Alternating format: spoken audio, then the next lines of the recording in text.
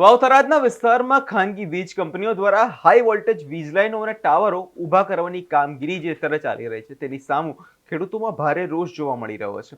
અને હવે આ જ મુદ્દાને લઈ ખેડૂતોના સમર્થનમાં ખેડૂત નેતા ઠાકરસિંહ રબારી મેદાને આવ્યા છે અને કલેક્ટર ઓફિસ પહોંચ્યા છે.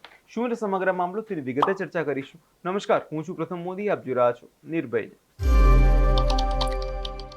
ગુજરાતમાં છેલ્લા કેટલાય સમયથી ખેડૂતો દ્વારા હાઈ વોલ્ટેજ વીજ લાઈનો અને ટાવરો ઊભા કરવાની જે કામગીરી ચાલી રહી છે તેની સામે વિરોધ કરવામાં તેઓ આવ્યા છે. માત્ર વાવ-થરાદની જ વાત નથી, પરંતુ સુરેન્દ્રનગર, કચ્છ જેવા અલગ અલગ જિલ્લાઓમાં ખેડૂતો વીજ કંપનીઓ સામે ભારે રોષ પોતાનો દેખાડી રહ્યા છે અને વિરોધ કરી રહ્યા છે, કારણ કે તેમના જે ખેતરમાંથી તે વીજ લાઈન નાખવામાં આવી રહી છે તેને કારણે ખેડૂતોને ભારે નુકસાન પહોંચી શકે છે. જે વીજ કંપનીઓ જે અત્યારે એક વારનું વળતર આપી દે છે, પરંતુ તેની સામે તેમની જમીનોના ભાવ જે છે અડધા થઈ જાય છે આ પોલ નાખવાથી. હવે આ જ મુદ્દાને લઈ વાવ-થરાદની કલેક્ટર કચેરીએ ઠાકરસિંહ રબારી પહોંચ્યા છે અને ઉગ્ર રજૂઆત કરી છે. સૌપ્રથમ તો નજર કરીએ તે દ્રશ્યો પર અને સાંભળીએ ઠાકરસિંહ રબારીનું શું કહેવું છે.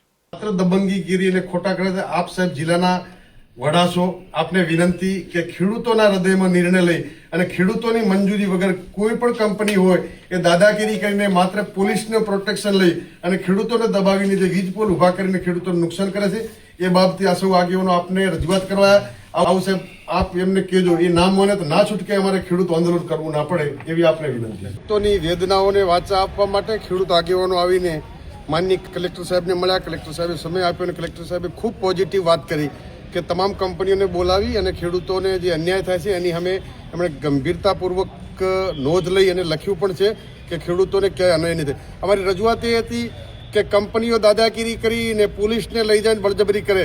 હું તો ખેડૂતોને કહું છું કે પોલીસવાળા આવે એમને પૂછજો કે તમારો બાપ કોણ છે, તો એમનો બાપ પણ ખેડૂત છે.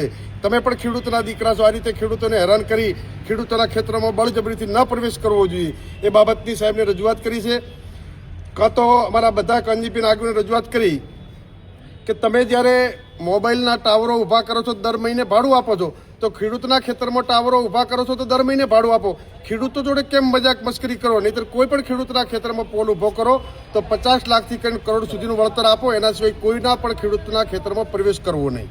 માત્ર દબંગીગીરી અને ખોટા કરે આપ સાહેબ જિલ્લાના વડા છો, આપને વિનંતી કે ખેડૂતોના હૃદયમાં નિર્ણય લઈ અને ખેડૂતોની મંજૂરી વગર કોઈ પણ કંપની હોય એ દાદાગીરી કરીને માત્ર પોલીસનું પ્રોટેક્શન લઈ અને ખેડૂતોને દબાવીને જે વીજ પોલ ઉભા કરીને ખેડૂતોને નુકસાન કરે છે એ બાબતે આ સૌ આગેવાનો આપને રજૂઆત કરવા આવું સાહેબ આપ એમને કહેજો, એ નામ મને તો ના છૂટકે અમારે ખેડૂત આંદોલન કરવું ના પડે એવી આપને વિનંતી. ખેડૂતોની વેદનાઓને વાચા આપવા માટે ખેડૂત આગેવાનો આવીને માનનીય કલેક્ટર સાહેબને મળ્યા. કલેક્ટર સાહેબે સમય આપ્યો અને કલેક્ટર સાહેબે ખૂબ પોઝિટિવ વાત કરી કે તમામ કંપનીઓને બોલાવી અને ખેડૂતોને જે અન્યાય થાય છે એની અમે એમણે ગંભીરતાપૂર્વક નોંધ લઈ અને લખ્યું પણ છે કે ખેડૂતોને ક્યાંય અન્યાય નહીં થાય. અમારી રજૂઆત એ હતી કે કંપનીઓ દાદાગીરી કરીને પોલીસને લઈ જાય બળજબરી કરે.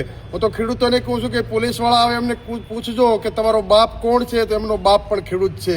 તમે પણ ખેડૂતના દીકરા છો. આ રીતે ખેડૂતોને હેરાન કરી ખેડૂતોના ક્ષેત્રમાં બળજબરીથી ન પ્રવેશ કરવો જોઈએ એ બાબતની સાહેબને રજૂઆત કરી છે.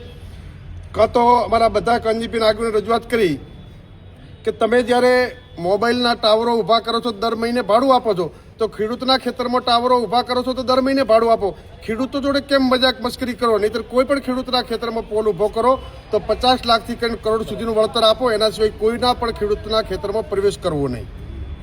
આજ મુદ્દા થોડા સમય પહેલા સાંસદ ગેનીબેન ઠાકોર પણ જે છે કલેક્ટર કચેરીએ પહોંચ્યા હતા અને કામગીરી નહીં રોકાય તો આંદોલનની ચીમકી પણ જે ગેનીબેન ઠાકોર અને જિલ્લા કોંગ્રેસ પ્રમુખના જે આપી હતી. હવે કલેક્ટર આપેલા આવેદન પત્રમાં તેમણે જણાવ્યું હતું કે ખાનગી વીજ કંપનીઓ અને ખેડૂતોને સંમતિ વિના ખેતરોમાં ઘૂસી રહી છે.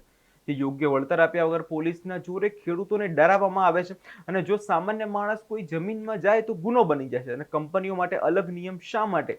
કેમ? અને ઘણી બધી આપણે વાતો પણ સાંભળી કે થોડા સમય પહેલા ગોપાલ ઇટાલિયાએ પણ આ પ્રશ્ન ઉપાડ્યો હતો કે ખેડૂતોના જે ખેતર છે તેની અંદર આ વીજ લાઈન જે નાખવામાં આવી રહી છે તેમાં જે કંપનીઓ દ્વારા જે પોલીસને શું ભાડે લઈ લેવામાં આવી છે, શું પ્રાઇવેટ કંપનીઓના ઈશારે પોલીસ કામ કરી રહી છે? કેમ કે જે આ ખેડૂતોને ડરાવવા ધમકાવવામાં આવી રહ્યા છે પોતાના જ ખેતરમાંથી, તેના મુદ્દે હવે મામલો જે છે ગરમાતો હોય તેવું લાગે છે. અને આ સવાલો હવે સાથે હવે જે ઠાકરસિંહ રબારી પણ મેદાને આવ્યા, એટલે હવે જોવાનું છે કે આ બધી આટલી બધી રજૂઆતો થાય છે તો શું કોઈ કડક પગલાં લેવામાં આવે છે કે નહીં?